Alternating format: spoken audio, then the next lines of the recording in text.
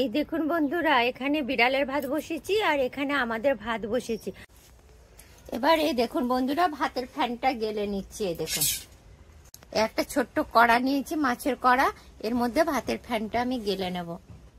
এই দেখুন, দেখেছেন?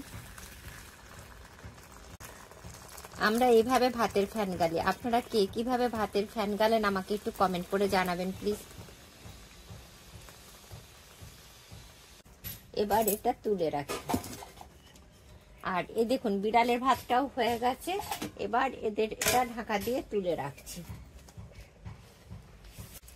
এই দেখুন বন্ধুরা, কড়ার পেছনে যাতে না কালি লাগে ওই জন্য একটুখানি মাটি লেপে দিয়েছি।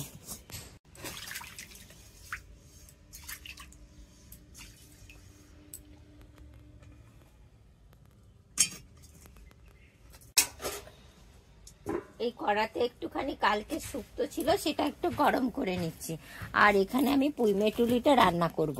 এই দেখুন বন্ধুরা, এখানে বিড়ালের ভাত বসেছি আর এখানে আমাদের ভাত বসেছি।